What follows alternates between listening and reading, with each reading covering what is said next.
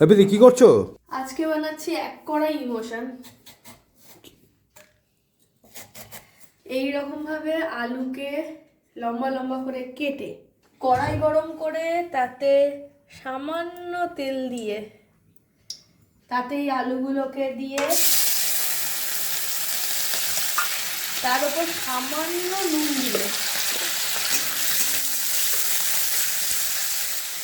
একটা পেঁয়াজকে যেমন ইচ্ছা এরকম লম্বা লম্বা করে কেটে পেঁয়াজগুলোকেও আলুর সাথে ছেড়ে দিয়ে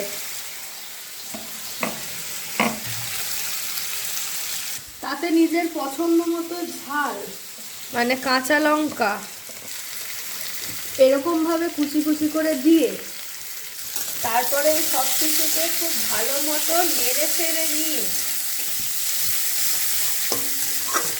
আলু এইরকম সামান্য নরম হলে তাতে কিছুটা হলুদ দিয়ে এই ধরো এতটা মতো, তারপরে আবার খুব ভালো করে নাড়িয়ে চাড়িয়ে আলু পেঁয়াজগুলো খুব সুন্দর করে ভাজা হয়ে গেলে ঠিক কড়াইয়ের মধ্যভাগে কিছুটা জায়গা করে তাতে একটা ডিম ফাটিয়ে দিয়ে তাতে আবারও কিছু নুন দিয়ে খুব সুন্দর করে ডিমটাকে নাড়াচাড়া করে আলু পেঁয়াজের সাথে মিশিয়ে আবারও সুন্দর করে ভালো ভালো করে নিতে হবে। এখনো কি তোমরা বুঝতে পারলে এটা কি ইমোশন বানানো হচ্ছে? বুঝতে পারলে অবশ্যই কমেন্ট করো। আর এটা শুধু আমার নাকি আরো অনেকেরই এটা ইমোশন সেটাও কিন্তু অবশ্যই কমেন্ট করে জানিও। এইবারে কাছে কিছু বাদাম থাকলে দিয়ে, এইবার কিন্তু অনেকেই বুঝতে পেরেছে, এই বাদাম সমেত পুরো বিষয়টাকে সুন্দর করে নাড়াচাড়া করে নিতে হবে। এরপরে চলে আসছে সেই জিনিসটা,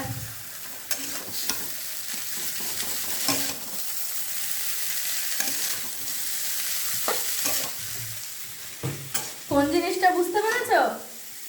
টিফিন বক্সের ভেতরে যেটা লুকানো অবস্থায় থাকতো।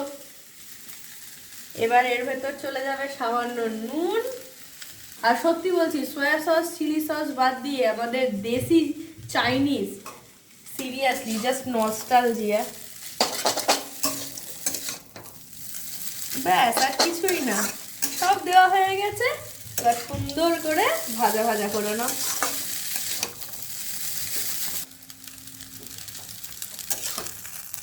আর এই যে ফাইনালি তৈরি হয়ে গেছে আমাদের টিফিন বক্সের ইমোশন। চলো টিফিন বক্সের ইমোশনকে টিফিন বক্সে ট্রান্সফার করে দিই।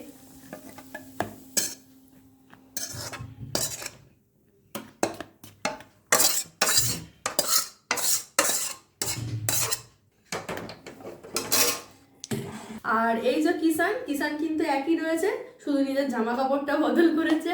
আগে কাঁচের বোতলে আসতো আর এখন এই ছোট ছোট প্যাকেটে আসছে। ওপরে সামান্য সস। আমার মা কিন্তু আমাকে এরকম ভাবেই দিত। তো তোমাদের কার কার মা এরকম ভাবে ডাব্বা প্যাক করে দিত অবশ্যই কমেন্ট করে জানিও। আর বিশ্বাস করো এটা রেসিপি না, এটা জাস্ট নস্টালজিয়া। তো সেই ছোটবেলাকার টিফিন বক্সের চাউমিন আজকে কেমন লাগলো অবশ্যই কমেন্ট করে জানিও। তো অবশ্যই করে মায়ের হাতের মতো তো টেস্ট হবে না, কারণ সেই টেস্টটাই আলাদা ছিল। বাট এই মানে টিফিন বক্সে চাউমিন থাকলে তার ব্যাপারটাই অন্যরকম থাকতো। এরকম গরম গরম থাকতো না, ঠান্ডা হয়ে যেত, বাট তারপরও হেভি টেস্টি ছিল। তো তোমাদের এই টিফিন বক্স চাউমিন কার কার ভালো লাগলো অবশ্যই কমেন্ট করে জানিও। আর নিজেদের সাথে কারা কারা রিলেট করতে পারলো অবশ্যই জানিও। তো ভিডিওটা ভালো লাগলে একটা লাইক শেয়ার কমেন্ট করে দিও।